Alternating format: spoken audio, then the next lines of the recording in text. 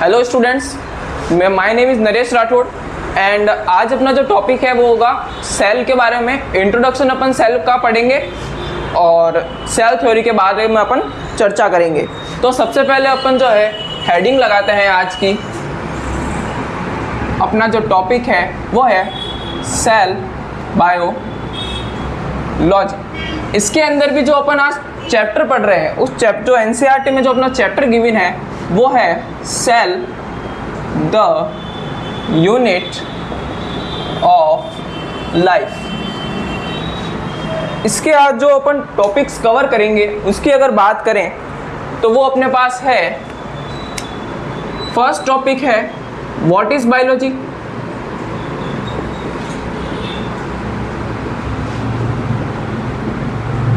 Second topic जो अपना होगा आज इंट्रोडक्शन ऑफ सेल।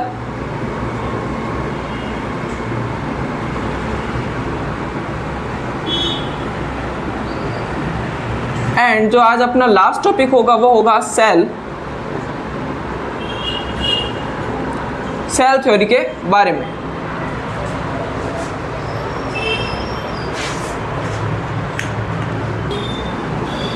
सबसे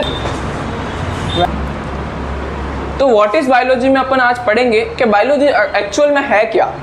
जैसे मैंने एक बीज लिया, उसको मैंने मिट्टी के अंदर डाला, वो इतना बड़ा विशालकाय पेड़ बन गया। तो वो कैसे हुआ? अपनी बॉडी के अंदर जो रिएक्शंस हो रही है वो कैसे हो रही है?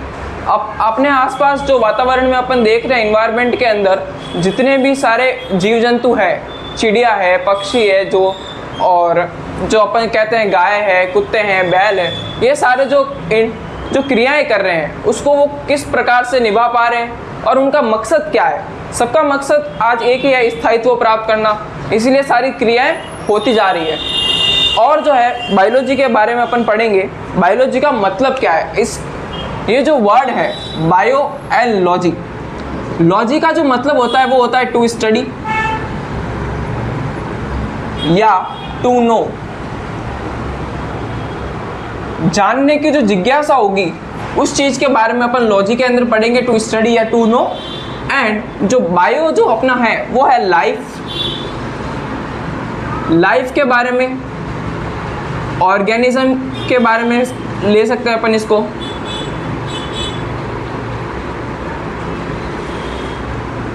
यानी कि जीवन की जो लाइफ है, यानी कि ऑर्गेनिज्म जो लाइफ स्पेन कर रहा है उसके बारे में जो स्टडी होती है उसको क्या बोलते हैं अपन?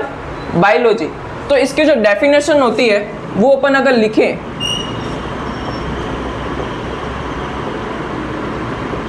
डेफिनेशन की अगर जो बात करें तो अपन लिख सकते हैं study of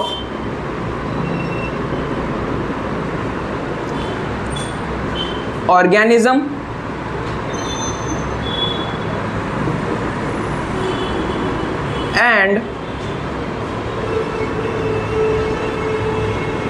and metabolic reactions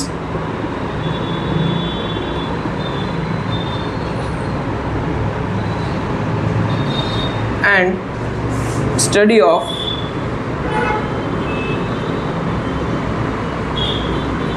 story of life on अर्थ। यानी कि किसी भी ऑर्गेनिज्म की स्टडी, ऑर्गेनिज्म के अंदर होने वाली मेटाबॉलिक रिएक्शंस की स्टडी, और जो अपना इवोल्यूशन की जो स्टडी है, यानी कि story of life on earth, यानी अर्थ पे एक पहला जीवन से लगा करके इतना विशाल का जीवन बनने तक के जो सफ़र है उसकी जो स्टोरी होगी उसको अपन जो रीड करेंगे वो किसके अंदर करेंगे? बायोलॉजी के अंदर करेंगे। ओके, सेकेंडली अपन बायोलॉजी के अंदर बात करते हैं रिडक्शन बायोलॉजी।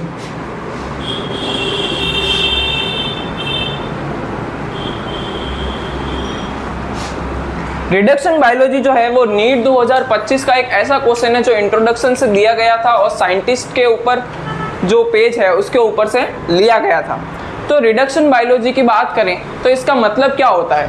यानी कि एक रिडक्शन बायोलॉजी को अपन ऐसा समझ सकते हैं कि किसी भी जीव या किसी का भी अपन जब अध्ययन करते हैं या स्टडी करते हैं तो उसको एक छोटे छोटे पार्ट्स के रूप में बांटना, यही क्या कहलाता है, रिडक्शन बायोलॉजी। यानी कि ऐसे माने जैसे ये कोई ऑर्गेनिज्म है, इस ऑर्गेनिज्म से मैंने कुछ एक पार्ट निकाला, अगर मुझे पूरा अध्ययन करना है तो मैंने ये पार्ट निकाला, इस पार्ट को मैंने लेबोरेटरी के अंदर गया, मैं इसके लिए लैब में गया, लैब में जाके मैंने माइक्रोस्कोप में या अलग अलग रिएक्शंस करवा के इस पार्ट की मैंने क्या करी, स्टडी की। तो मैंने क्या किया, जिस भी जीव की मेरे को स्टडी करनी है उसको मैंने छोटे छोटे पार्ट्स में डिवाइड्स कर दिया, स्मॉल चंक्स में मैंने इसको डिवाइड कर दिया। फिर मैंने जब इसकी स्टडी की तो मेरे को एक एक्चुएट रिजल्ट्स दिखाई दिए, तो वो जो होती है उसको बोलते हैं रिडक्शन बायोलॉजी। इसका एक और एग्जांपल अगर मैं लूँ जो इकोलॉजी में भी होता है अपने पास, अगर किसी समुद्र या किसी तालाब की अगर हमें जांच करनी है तो हम उस पूरे समुद्र की जांच नहीं करते हैं, हम उसको क्या करते हैं, एक छोटा सा पार्ट लेते हैं और उसकी स्टडी करते हैं और बाकी पूरा अनुमान लगाते हैं कि वैसा ही हुआ होगा। तो उसको एक छोटे से पार्ट को काटना यानी कि उसको रिड्यूस कर देना ही क्या कहलाता है, रिडक्शन बायोलॉजी। तो इसकी जो अप्रोच होती है उसको बोलते हैं रिडक्टिव अप्रोच या रिडक्शन अप्रोच, जिसके अंदर जो क्रियाएं काम आती है यानी कि जो प्रोसेसेस काम आते हैं, वो जो प्रोसेसेस होते हैं वो फिजिको केमिकल प्रोसेसेस होते हैं। अब इसके बारे में अपन जब लिखेंगे तो वो बात होगी, तो यूज्ड प्रोसेसेस,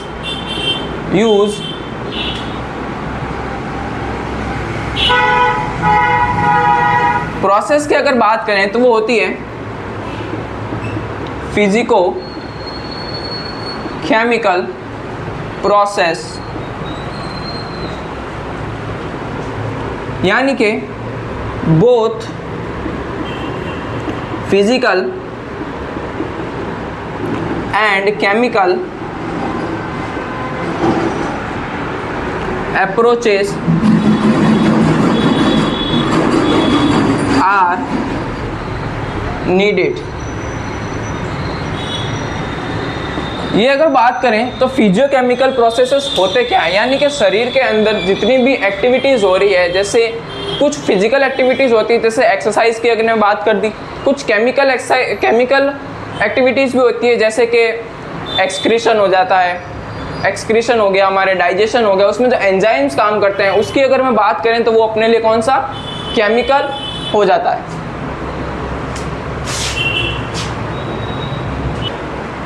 नेक्स्ट अपन जब बात करेंगे branches of biology, branches of biology. अब बायोलॉजी इतना बड़ा सब्जेक्ट है, इतना विशाल है कि इसके पढ़ने के लिए हमको एक छोटे छोटे डिविजन्स करने पड़ते हैं इसके, जिसको और आसानी से पढ़ सके। अपना एक चैप्टर भी आता है क्लासिफिकेशन। क्लासिफिकेशन का हुआ ही इसलिए क्योंकि बहुत सी चीज़ों को एक साथ पढ़ना आसान नहीं था, तो उसको छोटे छोटे डिवाइड्स में लिखा गया। वैसे ही बायोलॉजी के अंदर है, बायोलॉजी के अंदर क्या है, इतनी सारी ब्रांचेज है, इतनी सारी चीज़ों को पढ़ना है, तो वो आसान करने के लिए उसकी ब्रांच बनाई गई। जैसे आप कभी किसी हॉस्पिटल में जा रहे हो, आपको नहीं पता आपको हार्ट दिखाना है, आपको हार्ट दिखाना है यार, आपको नहीं पता कि हार्ट का डॉक्टर होता कहाँ पे, तो आप पूरा हॉस्पिटल का चक्कर लगाते हैं और आपको नहीं मिलता है, तो आप क्या करते हैं, आप वहाँ इंक्वायरी पे जाते हैं। इंक्वायरी पे जाके आप बोलते हैं कि मेरे को हार्ट दिखाना है, तो वो क्या बोलते हैं आपको कि आप कार्डियोलॉजी डिपार्टमेंट में इस फ्लोर पे जाइए, आपको वो मिल जाएगा। वैसे ही बायोलॉजी के अंदर अगर एक लाइब्रेरी है पूरी, अगर मैं माने कि एक लाइब्रेरी है जिसके अंदर पूरी बायोलॉजी की बुक्स पड़ी है, तो आपको वो बुक्स ढूंढने के लिए क्या चाहिए होगा, आपको उसके लिए पता होना चाहिए पहले कि आपको कौन सी जगह जाना है। आपको जैसे मैंने बोला सेल के बारे में आप जाइए, तो सेल कहाँ पर है, आप उस रैंक में जाएंगे और वहाँ से आप निकालेंगे बुक को और पढ़ेंगे। रोक तो ओए,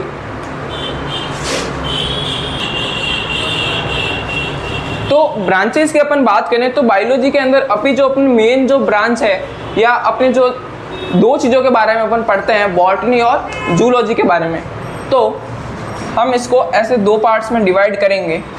first one is botany and second is zoology. तो बॉटनी के अंदर अपन क्या लिख सकते हैं, study of plants and zoology की अगर बात करें तो हम इसके अंदर पढ़ते हैं स्टडी ऑफ एनिमल्स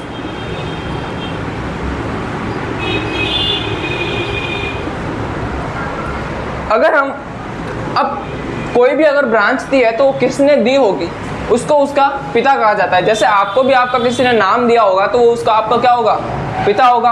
वैसे ही बॉटनी की अगर अपन बात करें तो फादर ऑफ बॉटनी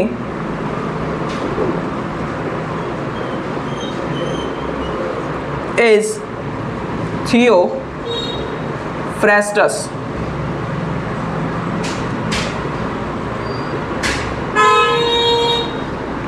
एंड अगर जूलॉजी की अगर बात करें अपन तो फादर ऑफ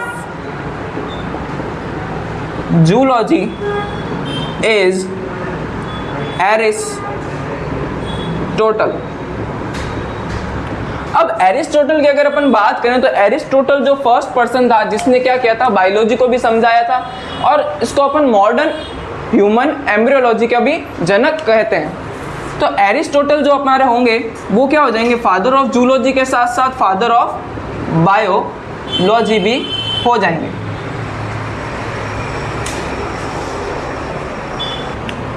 तो अब हम दो और ब्रांचेस के बारे में पढ़ेंगे जो हमारे सेल से रिलेटेड होगी, उसके बारे में अपन पढ़ेंगे।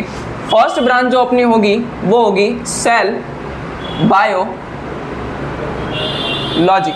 जो अपना हेडिंग है आज की सेल बायोलॉजी। उसको इसके अंदर क्या क्या कंसीडर किया जाता है, क्या क्या इसके अंदर एडेड है, उसकी अपन जब बात करेंगे। जो फर्स्ट थिंग जो इसके अंदर ऐड है उसको अगर लिखें तो इसके अंदर क्या क्या ऐड कर सकते हैं अपन। एक जो होगा सेल स्ट्रक्चर, दूसरा सेल फंक्शन,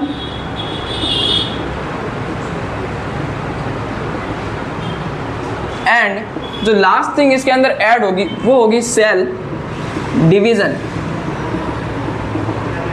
इन तीनों को कंबाइंड रूप में जब अपन पढ़ेंगे तो उसकी जो ब्रांच बनेगी वो क्या होगी, सेल बायोलॉजी होगी अपनी। यानी कि कोशिका या जो सेल है वो किस प्रकार से बनी हुई है उसका अगर अपन बात करेंगे तो किसके अंदर, सेल स्ट्रक्चर के अंदर। सेल के अंदर जो मेटाबॉलिक रिएक्शंस हो रही है उसकी अपन जब बात करेंगे तो किसके अंदर करेंगे, सेल फंक्शंस के अंदर।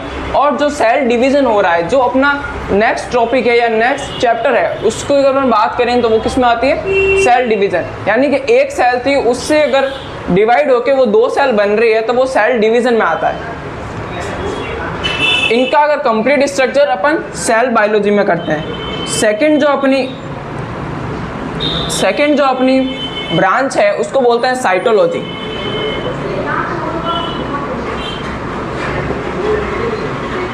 साइटोलॉजी की अगर बात करें तो साइटोलॉजी के अंदर हम जिससे ऐड करते हैं वो होता है ओनली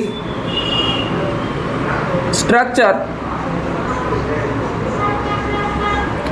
ऑफ सेल।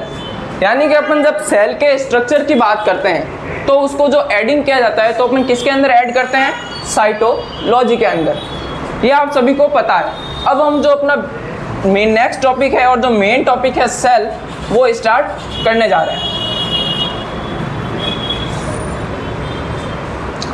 तो अब मैं ये यहाँ से मैं हटा देता हूँ ये cell the unit of life.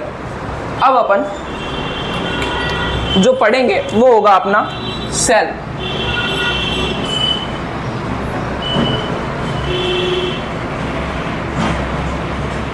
Cell के बारे में हम अपन पढ़ने जा रहे हैं। तो सबसे पहले सेल की जो यूनिवर्सल लाइन है वो आप सभी को पता होती है कि cell is a fundamental structural and functional unit of life. तो हम भी उसे लिखेंगे, फिर उसका जो वर्ड मीनिंग है वो भी अपन समझेंगे। तो हमें पता है कि सेल का जो यूनिवर्सल लाइन है जो अपन 8-9 से पढ़ते आ रहे हैं वो होती है इट इज फंडामेंटल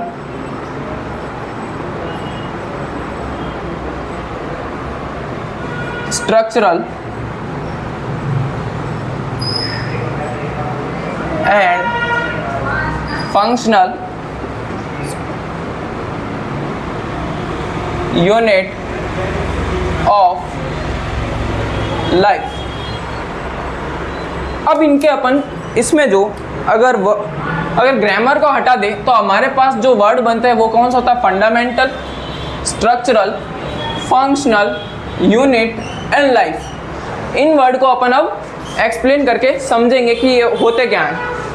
तो फंडामेंटल का मतलब होता है, फंडामेंटल का मतलब क्या होगा ये? यानी कि इससे कोई छोटी चीज़ हो ही नहीं सकती, ठीक है। फंडामेंटल का मतलब होता है मूलभूत या जरूरी। ज़रूरी अगर कोई चीज़ है तो वो क्या हो जाएगा? फंडामेंटल के टर्म्स में लिखेंगे। इसको अपन ऐसे लिख सकते हैं, जरूरी। इसके बिना जीवन संभव नहीं है, फंडामेंटल्स, राइट। यानी कि हमारे जरूरी क्या होने चाहिए? कानून की अगर बात करें तो क्या हो जाएगा? अपने लिए जरूरी हो जाएगी ये। फिर स्ट्रक्चरल, स्ट्रक्चरल की बात करें तो it made our body structure।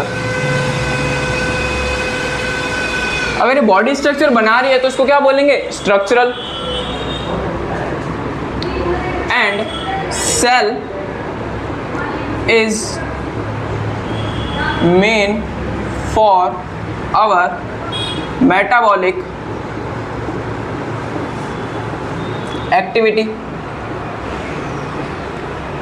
ठीक है। फंक्शनल का मतलब क्या होगा? मतलब जो हमारे बॉडी में होने वाली समस्त जो क्रियाएं हैं, यानी कि जो समस्त रिएक्शंस है वो किसके अंदर होती है? सेल्स के अंदर होती है। जो सारी मेटाबॉलिक रिएक्शंस कहाँ होगी? सेल्स के अंदर होगी, ठीक है। तो इसलिए इसको क्या बोलेगा आपने? Functional. Second one is unit. किसी भी चीज को अपन यूनिट कब बोलते हैं? यूनिट तब बोला जाता है इट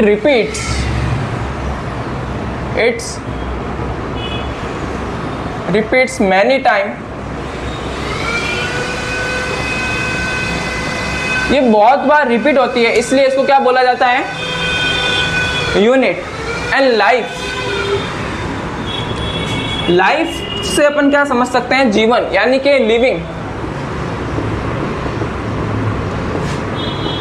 अगर if any organism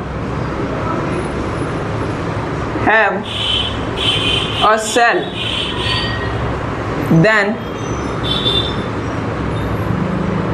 it was living। तो अब इससे एक और जो बात हम कर सकते हैं वो क्या होगी हमारे लिए? वो हमारे लिए ये होगी कि लेस देन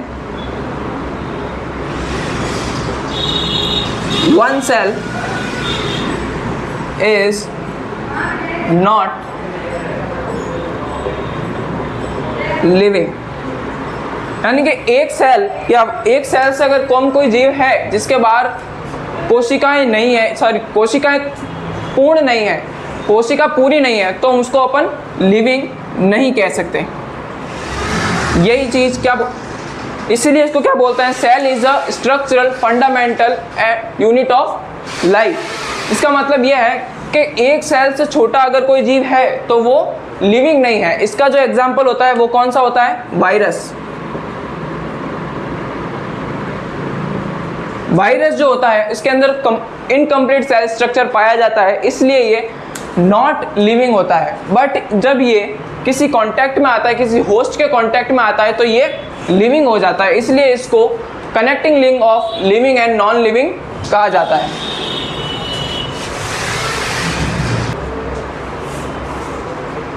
अब क्या है, नेक्स्ट अपन जब बात करेंगे वो करेंगे माइक्रोस्कोप की।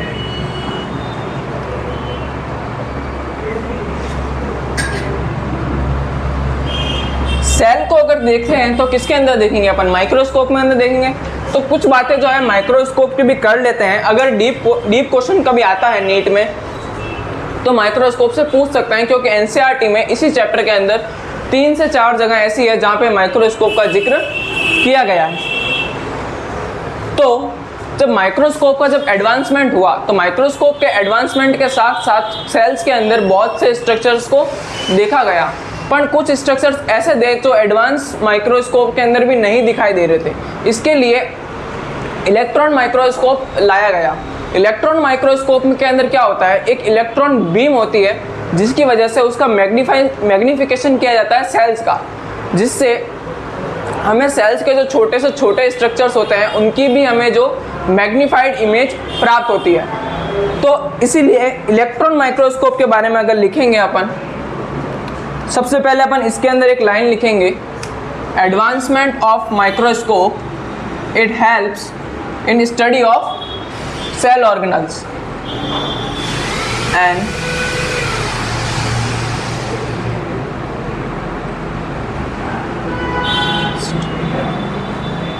advancement of microscope it helps to find and study of cell organelles.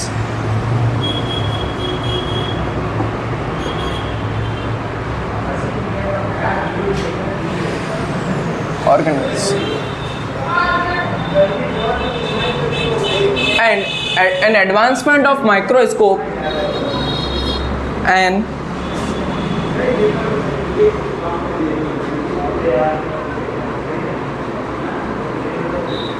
of electron microscope, not microscope,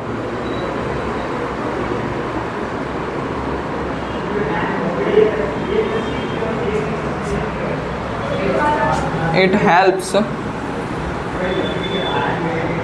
in minute structure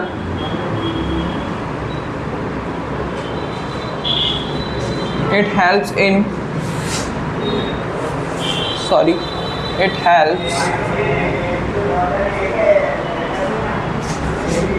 find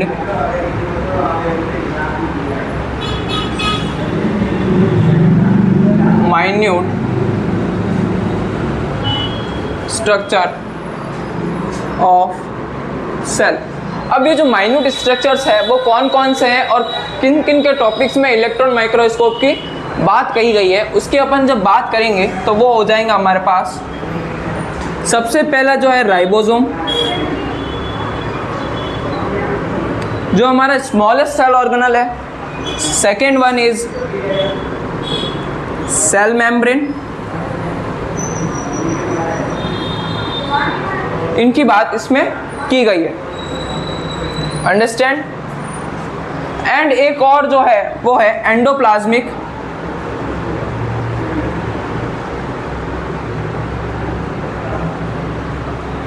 reticulum, ER, इसको शॉर्ट में अपन ER बोलते हैं। अब इस माइक्रोस्कोप के अंदर यूज़ क्या क्या हुई थी चीज़ें, उसकी अपन अगर बात करें, इसके अंदर इलेक्ट्रॉन बीम का यूज़ किया गया था। इलेक्ट्रॉन बीम होती क्या है, एक इलेक्ट्रॉन रेज जैसा होता है, ठीक है। इसके अंदर इलेक्ट्रॉन बीम का यूज़ किया गया था, जिसका क्या था, रिजोल्यूशन ज़्यादा था। रिजोल्यूशन ज़्यादा होने के कारण इसका मैग्नीफिकेशन भी क्या आया, ज़्यादा आया।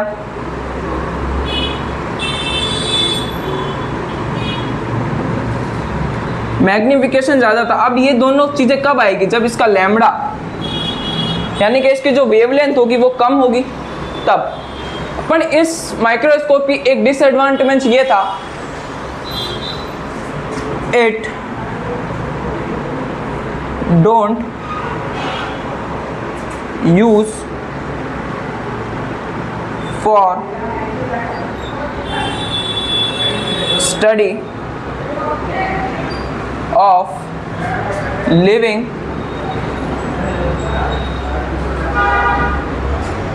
ऑर्गेनिज्म। लिविंग ऑर्गेनिज्म की स्टडी के लिए हम इलेक्ट्रॉन माइक्रोस्कोप का यूज़ नहीं करते हैं, क्योंकि उससे जो लिविंग ऑर्गेनिज्म है वो डेड हो जाता है। क्योंकि जो इलेक्ट्रॉन बीम आ रही है वो क्या कर देती है, डिस्ट्रॉय कर देती है ऑर्गेनिज्म को। We move for the next topic,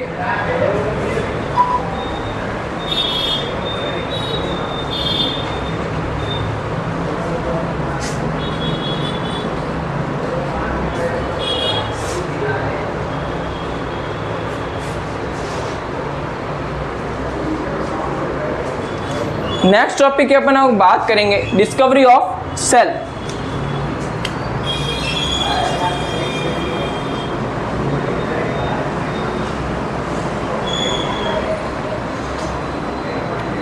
discovery of cell की अपन जब बात करते हैं तो सबसे पहले हमारे दिमाग में एक ही आदमी आता है, रॉबर्ट हुक, क्योंकि अपन को बचपन से रॉबर्ट हुक के बारे में पढ़ाया गया है। तो रॉबर्ट हुक जो व्यक्ति था उसने क्या किया था?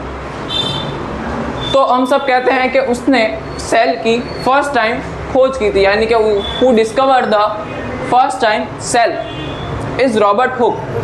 तो रॉबर्ट हुक ने क्या हुआ, रॉबर्ट हुक एक दिन ओक प्लांट का पेड़ जो था, ओक प्लांट जो पेड़ था उसको पास खड़ा था। उसने देखा कि जो पेड़ का जो तना है, यानी कि जो उसकी बार्क है, उसके बार्क पे ऊपर ऐसे कुछ स्ट्रक्चर्स दिखाई दिए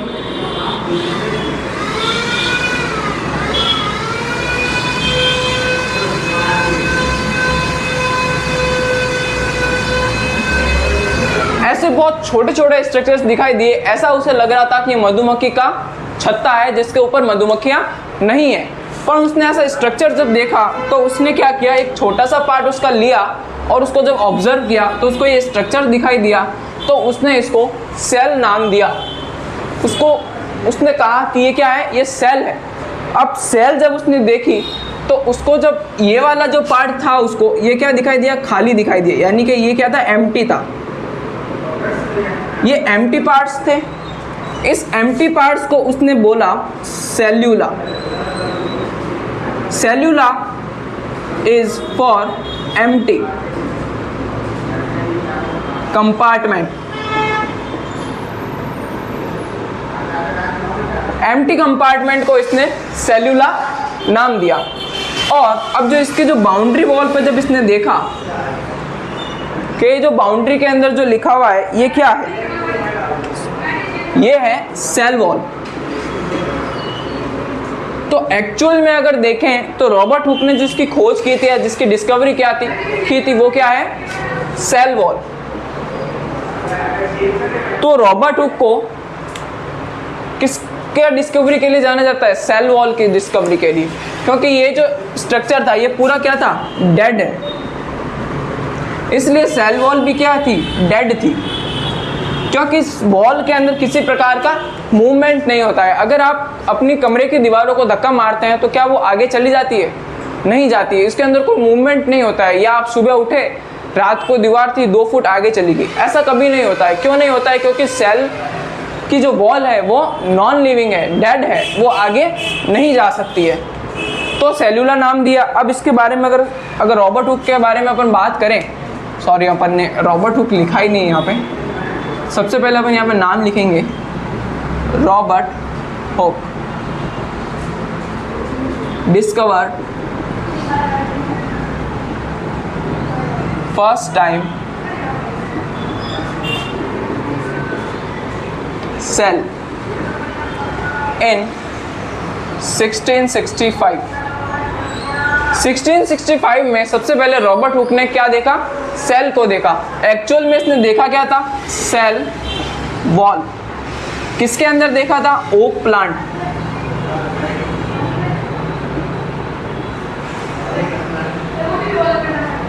ओक प्लांट की कॉर्क सेल के अंदर देखा था। कॉर्क सेल के अंदर इसने क्या देखा था, ये स्ट्रक्चर देखा था जिसने इसने सेल्यूला नाम दिया। अब इसने सारी जो चीज़ें बताई, इंस्टाग्राम पर तो बताई नहीं होगी, तो इसने कुछ चीज़ें भी लिखी होगी। इसने एक बुक लिखी थी, इस बुक का नाम था माइक्रोग्राफिया।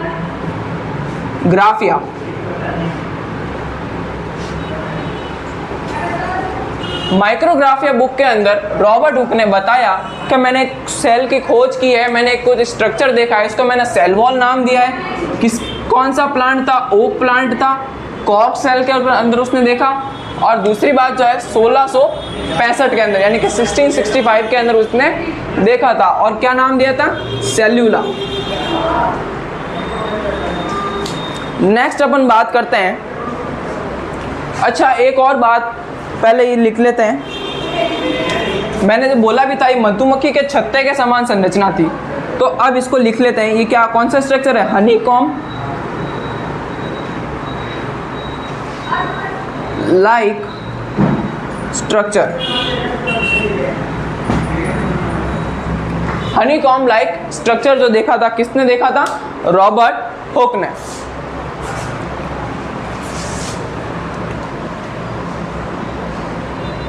नेक्स्ट साइंटिस्ट की अपन जो बात करेंगे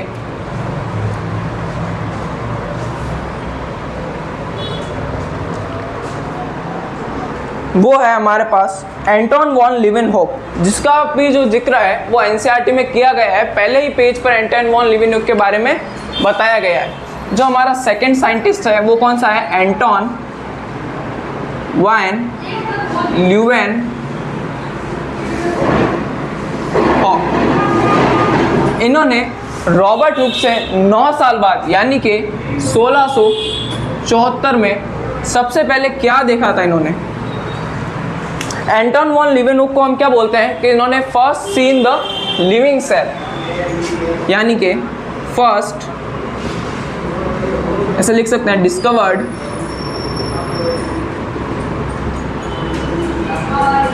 फर्स्ट लिविंग सेल। अब इन्होंने जो लिविंग सेल देखी, इन्होंने कैसे देखी उसकी अपन जब बात करें तो लिविंग सेल थी क्या? इन्होंने क्या किया? इन्होंने सबसे पहले क्या देखा? मोटाइल प्रोटोजोआ देखा। अच्छा, एक और बात बताता हूं मैं लीवेनहॉक के बारे में।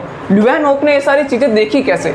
जो अपन ने पढ़ा था माइक्रोस्कोप, माइक्रोस्कोप का जो फादर है, फादर ऑफ माइक्रोस्कोपी भी लीवेनहॉक को कहा जाता है। तो मैं पहले यहाँ पे लिख देता हूँ, फादर ऑफ माइक्रोस्कोपी।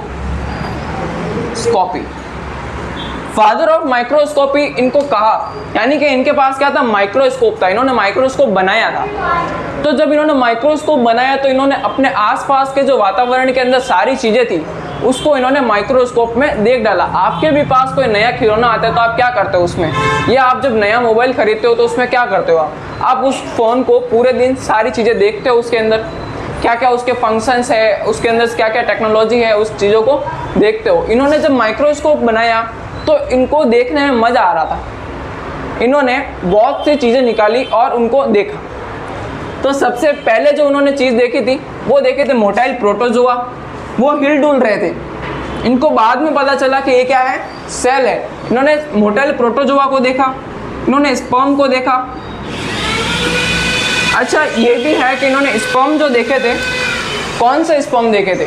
तो सबसे पहले बात है, मैं लिखूंगा नहीं, बोल देता हूँ। इन्होंने मेल स्पर्म भी देखा, इन्होंने डॉग स्पर्म, फिश स्पर्म और फ्रॉग का भी जो स्पर्म है इन्होंने देखा।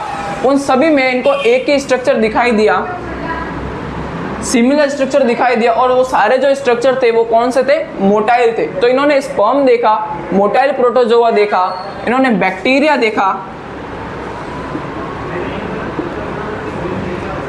देखा, और एक बात और आप अगर जानते होंगे, आपने गौर की होगी कि ये सारे जो चीजें हैं ये कैसे हैं? यूनिसेल्यूलर है। ये सारी चीजें कैसी हैं? यूनिसेल्यूलर है। मतलब इन्होंने एक सेल को देखा, जब बाद में इनको पता चला कि यार ये तो सारे यूनिसेल्यूलर है, इसका मतलब ये ही सेल है। फिर इन्होंने जो ये मोटाइल प्रोटोजोआ स्पर्म इन सबको था इन्होंने नाम दिया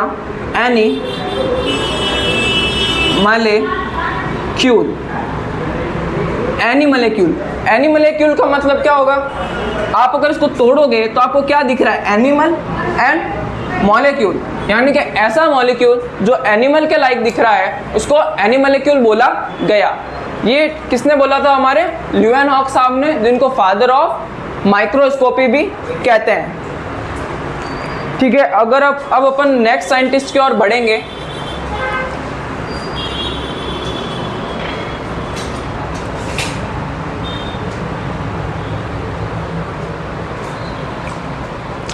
तो हमारे नेक्स्ट साइंटिस्ट जो है, जिनका स्ट्रक्चर अपन बाद में और पढ़ाई करेंगे, पर एनसीईआरटी के फर्स्ट पेज पे दिया हुआ है इसलिए मैं बता देता हूं। It is third one is Robert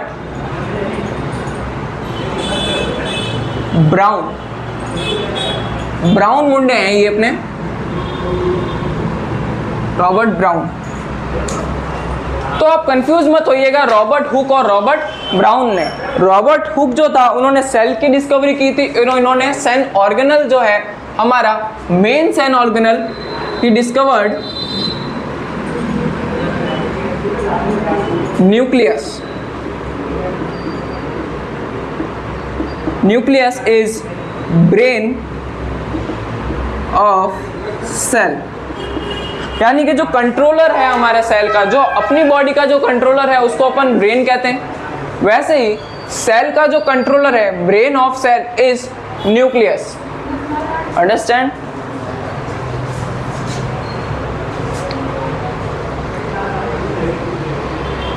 अब हम नेक्स्ट टॉपिक की ओर चलते हैं। अब अपन जो बात करेंगे वो ऑर्गेनिज्म किस टाइप के होते हैं on the basis of number of cell. Discovery of cell हमारा टॉपिक एंड होता है। अब अपन पढ़ेंगे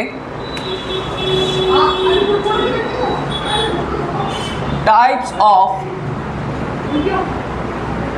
organisms on the basis of number of cells. इस बेसिस पर हमारे पास जो ऑर्गेनिजम्स आते हैं वो दो टाइप के होते हैं। First one is unicellular, second one is multicellular.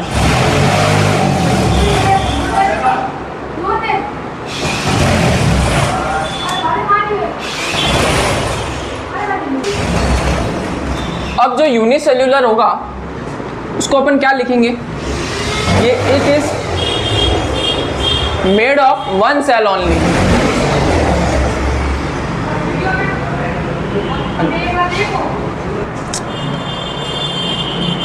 Unicellular की अपन बात करें तो ऑर्गेनिज्म होगा उसके पास ओनली वन सेल होगी, तो अपन इसके डेफिनेशन लिखेंगे ऑर्गेनिजम्स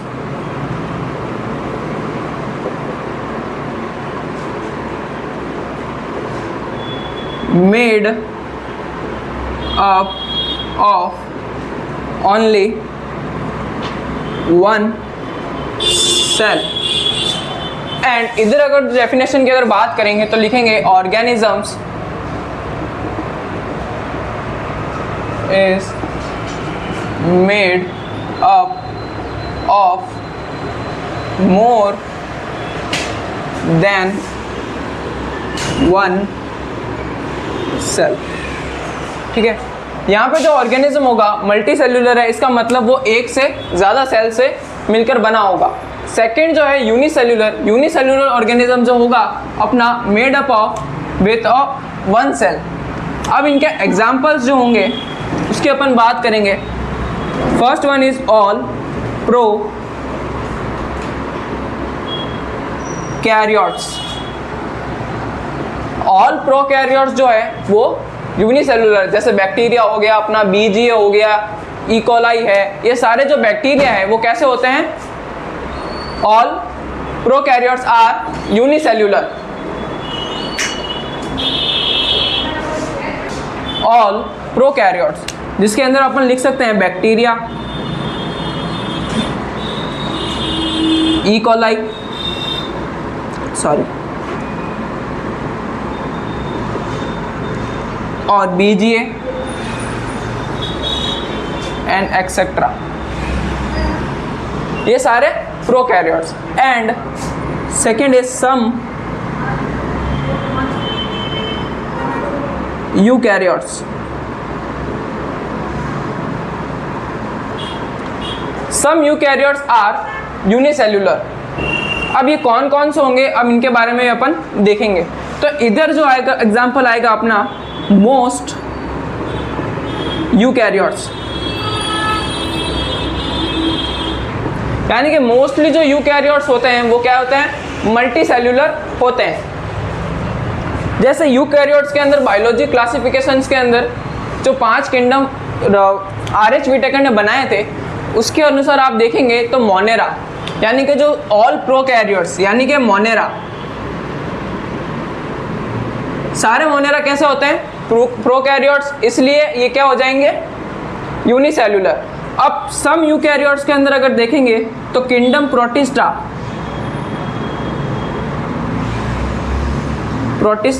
किंगडम, प्रोटिस्टा किंगडम के अंदर जितने भी यूनिसेल्युलर ऑर्गेनिजम्स है वो सारे क्या है? यूकैरियोट्स हैं। सारे यूकैरियोट्स प्रोटिस्टा के अंदर यूनिसेल्युलर होते हैं। थर्ड जो अपना होता है क्या होता है? मोनेरा, प्रोटिस्टा, उसके बाद आता है फंगस। फंगस के अंदर सारी फंगस जो होती है मल्टी सेल्युलर होती है except one, that is yeast.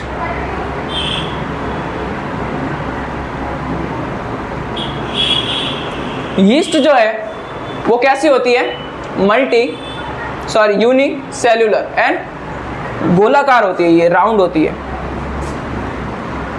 दूसरी मोनेरा, प्रोटिस्टा, फंजाई, उसके बाद आता है प्लांटी। प्लांटी के अंदर क्लेमाइडोमोनास जो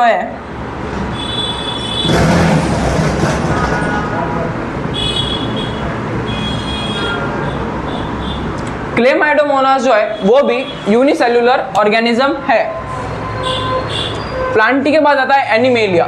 एनिमल्स के अंदर एक भी ऐसा ऑर्गेनिज्म नहीं है जो यूनिसेल्युलर हो। तो यहाँ पे अपन लिखेंगे ऑल एनिमल्स या एनिमल किंगडम या किंगडम एनिमेलिया लिखेंगे, ज़्यादा बेटर रहेगा। किंगडम एनिमेलिया आर या इज मल्टी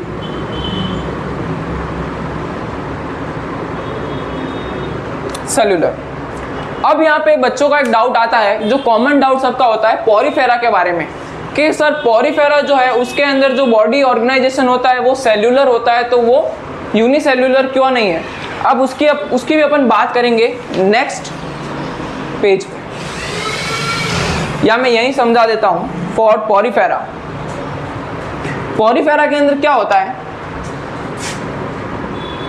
स्पॉन्ज होते हैं, ये पॉरीफेरा है। पॉरीफेरा के अंदर क्या होता है? डिफरेंट टाइप्स ऑफ सेल होती है। सेल्युलर ऑर्गेनाइजेशन इसलिए होता है क्योंकि ये सारी जो सेल्स है वो अपना काम स्वयं करती है, यानी कि ये सेल्स एक दूसरे के ऊपर इंटीग्रेटेड होकर काम नहीं करते हैं, ये एक साथ काम नहीं करती है, हर सेल अपना अलग काम करती है, इसलिए इसको सेल्युलर ऑर्गेनाइजेशन कहा जाता है। इसके अंदर कोई भी दो सेल मिलकर टिश्यू फॉर्म करके एक साथ काम नहीं करती है, इसलिए इसके अंदर सेल्युलर ऑर्गेनाइजेशंस कहा जाता है। पर इसके पास मल्टी सेल्स होती है, यानी कि बहुत सारी सेल्स होती है जो अलग अलग काम करती है, इसलिए इसको मल्टी सेल्युलर की कैटेगरी में रखा गया है। तो जो सेल ऑर्गेनाइजेशंस है वो तो इसका बॉडी ऑर्गेनाइजेशन तो है वो तो इसका क्या है? सेल्युलर है, बट इसके पास नंबर ऑफ सेल्स बहुत ज़्यादा होने के कारण इसको मल्टी सेल्युलर कहा जाता है, ये यूनिसेल्युलर नहीं है। कोई भी एनिमल किंगडम का कोई भी ऑर्गेनिजम्स मल्टी सेल्युलर होता है, यूनिसेल्युलर नहीं होता। नेक्स्ट अपन टॉपिक की बात करेंगे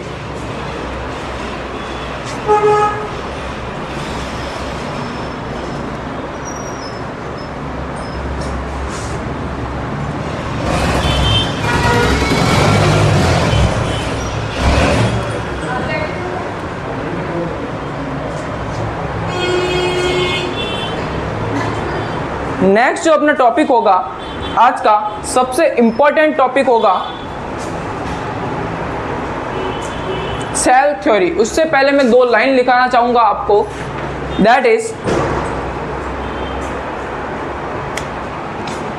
कि जो एक सेल होती है यूनिसेल्युलर ऑर्गेनिज्म है तो उसका जो लाइफ स्पैन होता है वो कैसे होता है, उसके बारे में एक बात करेंगे अपन कि जो यूनिसेल्युलर ऑर्गेनिजम्स है वो अपना लिव रहने के लिए, यानी कि अपनी लाइफ का एग्जिस्टेंट के लिए इंडिपेंडेंटली होता है। वो इंडिपेंडेंट होता है। यूनिसेल्युलर ऑर्गेनिज्म जो होता है अपने लाइफ स्पैन के लिए इंडिपेंडेंट होता है, यानी कि उसके पास जो एक सेल है उसी से वो अपना लाइफ स्पैन कर सकता है। उसकी एक लाइन ऐसे नोट कर लीजिए आप, ऐसे लिखेंगे अपन, यूनिसेल्युलर organisms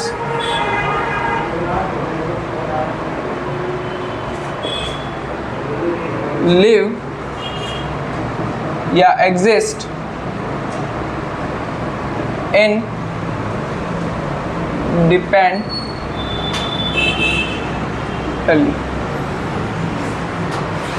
ठीक है।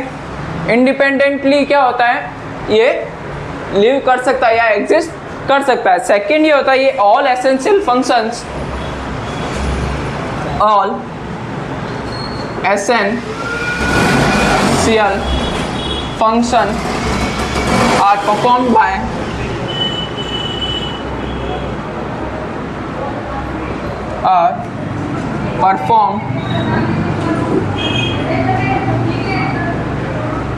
performed by one cell only। यानी कि जितने भी एसेंशियल फंक्शंस होंगे जैसे एक्सक्रीशन, डाइजेशन, रेस्पिरेशन, वो सारा का सारा एक ही सेल करने में समर्थ होती है या करने के लिए इंडिपेंडेंट होती है यूनिसेल्युलर ऑर्गेनिजम्स के अंदर।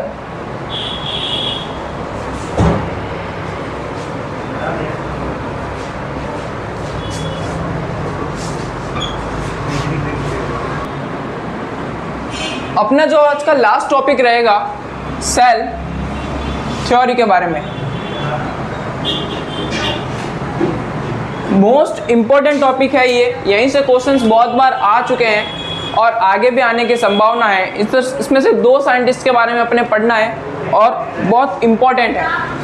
तीसरा साइंटिस्ट जो था बहुत ही इंपॉर्टेंट था, रुडोल्फ विर्चोव, उसके बारे में अपन बात करेंगे।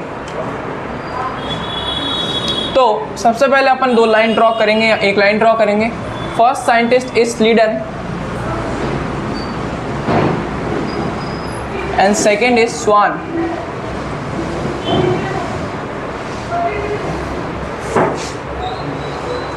स्लीडन एंड स्वान।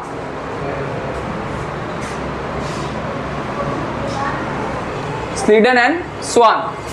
स्लीडन जो था वो 1838 में आया था और इसने जो अपना पब्लिकेशन किया था वो 1839 के अंदर। अब हुआ क्या था ना, स्लीडन एंड स्वान जो थे दोनों ही जर्मनी के थे।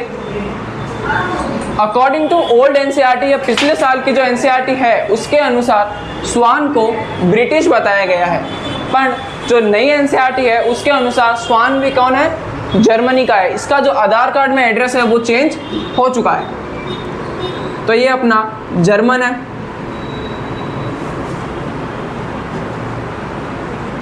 और ये भी अपने पास जर्मन है। दोनों हमारे पास जर्मन। ये कौन सा, जर्मन बॉटनिस्ट है और ये जर्मन जूलॉजिस्ट है। अंडरस्टैंड। एंड अब देखेंगे कि इन दोनों ने किया क्या था। सबसे पहले स्लीडन की अगर बात करें तो स्लीडन ने क्या किया था, इसने सारे प्लांट सेल, जैसा कि बॉटनिस्ट है तो इसने प्लांट सेल्स के बारे में अध्ययन किया या स्टडी की। तो इन्होंने देखा कि जो इन्होंने ऑब्जर्व किया कि सारे जो प्लांट्स है वो या तो किससे बने होते हैं, सेल से या प्रोडक्ट ऑफ सेल से बने होते हैं। यानी कि सेल्स मिलकर जो बनाते हैं वो क्या बनाते हैं, प्लांट स्ट्रक्चर बनाते हैं। और जो जर्मनी के जो अपने जूलॉजिस्ट है स्वान साहब, स्वान ने देखा कि जो सारे एनिमल्स है, एनिमल्स किससे बने होते हैं, सेल्स और प्रोडक्ट ऑफ सेल्स से मिलकर बने होते हैं। फिर एक टाइम क्या हुआ था कि स्लीडन एंड स्वान दोनों एक शादी में मिले। ऐसे स्टोरी वाइज बता रहा हूँ मैं आपको कि दोनों एक शादी में मिले और शादी में जैसे मिले इन्होंने एक दूसरे से बात की। तो इन्होंने देखा कि हाँ जी आप स्लीडन साहब और इधर स्वान साहब कि आप क्या करते हैं और आप क्या करते हैं, इन दोनों में बातचीत चालू हुई। तो स्लीडन साहब बोले, जब स्वान साहब ने पूछा आप क्या करते हैं, तो स्लीडन साहब बोले कि सर मैं जर्मनी में मैं भी रहता हूँ और मैं बॉटनिस्ट हूँ। अच्छा, तो स्वान साहब बोले मैं जूलॉजिस्ट हूँ, आपने क्या देखा है अभी तक? तो स्लीडन साहब बोले कि मैंने प्लांट सेल्स के ऊपर अध्ययन किया है, प्लांट सेल्स के ऊपर मैंने स्टडी की है और मैंने देखा है कि जो सारी प्लांट्स है वो सेल्स और प्रोडक्ट ऑफ सेल्स से मिलकर बने होते हैं और वो एक डिफरेंट टाइप के टिश्यूज़ बनाते हैं और अपना काम करते हैं। फिर उन्होंने पूछा कि आपने एनिमल्स में क्या देखा? तो उन्होंने कहा कि एनिमल्स में भी मैंने यही चीज़ देखी है कि जो एनिमल्स है वो भी सेल्स और प्रोडक्ट ऑफ सेल्स से बने होते हैं, ये चीज़ उन्होंने देखी। तो अब स्वान साहब थे, उन्होंने बोला यार इसने भी सेम ही देखा है, मैंने भी सेम ही देखा है। तो उन्होंने बोला कि मैंने एक एक्स्ट्रा चीज़ भी देखी है, जो एनिमल सेल्स की आउटर लेयर होती है, थिन होती है, उसको सेल मेम्ब्रेन कहते हैं। तो ये चीज़ उन्होंने ऑब्जर्व नहीं की थी। किन्होंने? स्लीडन साहब ने ये चीज़ ऑब्जर्व नहीं की थी। जो स्वान ने देखी कि सेल मेम्ब्रेन जो है आउटर थिन लेयर होती है एनिमल सेल के बाहर की ओर। फिर अपन जो बात करें, जब स्लीडन साहब को इतना सुनने के बाद बहुत बुरा लगा कि यार स्वान साहब ने तो मेरे से ज़्यादा चीज़ें देखी है, तो वो बहुत रोए। और अब हमारे जो स्वान साहब थे वो बहुत हंसे कि यार मेरे को तो सब कुछ चीज़ आती है। ऐसा होता है ना, कभी आप अच्छी चीज़ों को अप्रिशिएट करना होता है, तो उन्होंने देखा यार मेरे को तो बहुत अच्छा आता है और स्लीडन को कुछ नहीं आता। तो फिर इन्होंने क्या किया, फिर इन्होंने प्लांट सेल्स के ऊपर भी स्टडी की। जो आपको पता है क्लास का टॉपर होता है, उसको सारे काम करने की इच्छा होती है। कुछ बच्चे होते हैं कि सारी एक्टिविटीज़ में मैं पार्ट लूँगा, वैसे ही हमारे स्वान साहब थे। स्वान साहब ने क्या किया, प्लांट सेल्स की भी स्टडी की। उन्होंने देखा कि प्लांट्स के बाहर, जो प्लांट्स की आउटर लेयर है उसके बाहर एक एक्स्ट्रा लेयर है और वो डेड है, उसको उन्होंने बोला प्लांट सेल वॉल। यानी कि जो प्लांट की सेल्स है उसके बाहर जो एक आउटर डेड लेयर होती है उसको बोलते हैं सेल वॉल, के बारे में उन्होंने बताया। फिर वापस जब उन्होंने स्लीडन साहब को फ़ोन लगाया स्वान साहब ने, कि बोला कि यार आपने क्या देखा? मैंने तो आपकी सेल्स के बाहर एक सेल वॉल भी देखी है जो डेड है। फिर उन्होंने बताया कि आपकी सेल्स का ये एक स्पेशलिटी है आपकी ये, यानी कि एक विशिष्ट लक्षण है किसका? पादप कोशिका का, यानी कि प्लांट सेल का स्पेशल कैरेक्टर है। तो अब हम लिखेंगे इसके बारे में।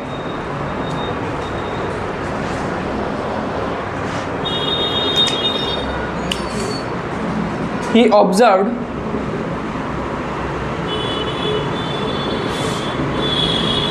different types of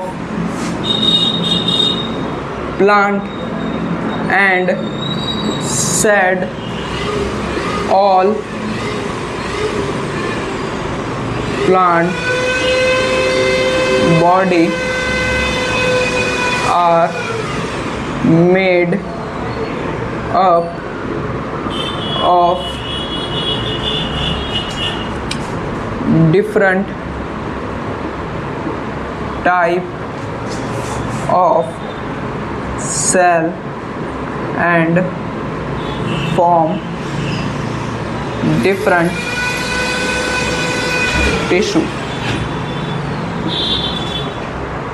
ये इन्होंने देखा था। अब इनकी बात करेंगे कि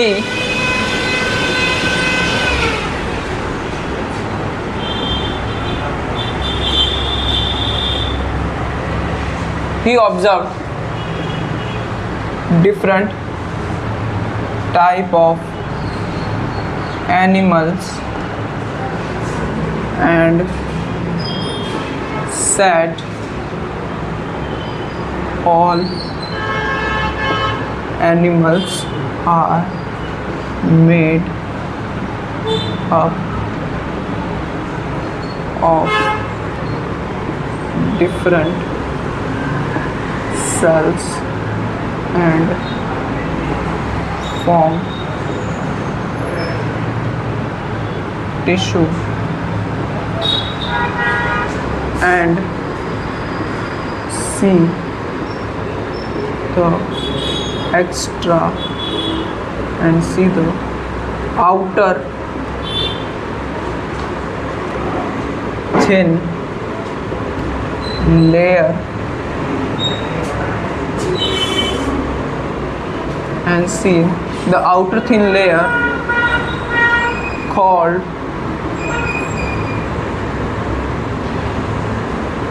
cell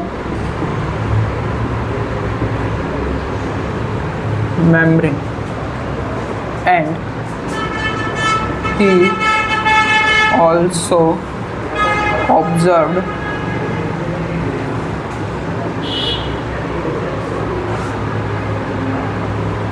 plant cells and said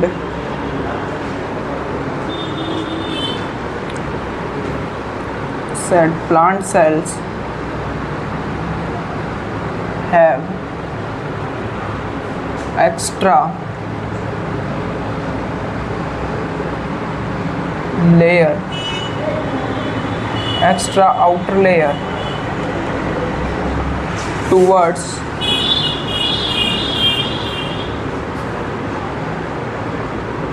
membrane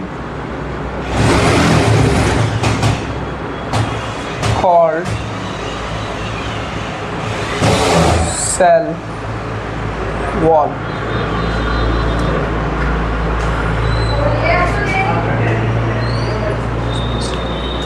अब एक और चीज़ मैं यहाँ पे लिख देता हूँ, cell wall is special character of plant cells. तो ये हमारे स्वान साहब थे, इन्होंने ये बताया, और ये स्लीडन साहब थे, इन्होंने ये बताया। ठीक है, अब ये दोनों ही जब इन्होंने बात की तो स्लीडन साहब अपने चाचा के पास गए, उनका नाम था रुडोल्फ विर्चोव, और सामने रोने लगे कि स्वान साहब ने तो इतना बता दिया, उन्होंने तो प्लांट भी पढ़ लिए, उन्होंने तो एनिमल्स भी पढ़ लिए, सेल वॉल के बारे में बता दिया, सब कुछ बता दिया, मैं क्या करूं। तो स्लीडन साहब को उनको चाचा ने बोला कि तुम दोनों ने इतना पढ़ाई की, तुम लोगों ने ये पता लगाया कि सेल्स, नई सेल्स बनती कैसे। तो अब ये वापस शर्मिंदा हुए और स्वान साहब के पास गए कि आपने ये ढूंढा क्या कि कैसे बनती है। तो इनके जो चाचा थे रुडोल्फ विर्चोव, उनकी अपन बात करते हैं अब।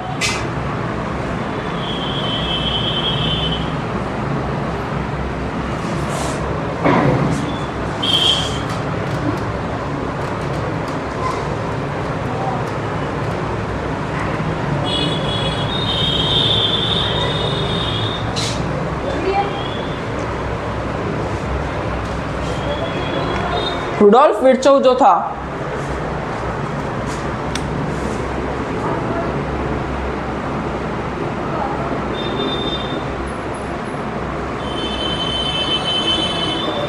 इन्होंने एक मंत्र दिया, ओमनिस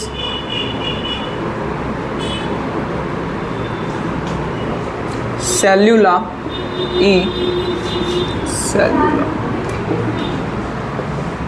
इसका मतलब होता है, सॉरी पहले एक चीज़ मैं और बताना भूल गया कि जो सेल थ्योरी है वो ये बताने में फेल हो गई कि न्यू सेल्स कैसे अराइज होती है।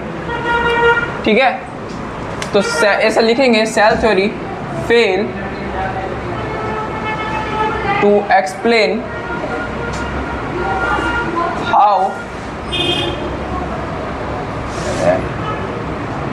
How to new cell form.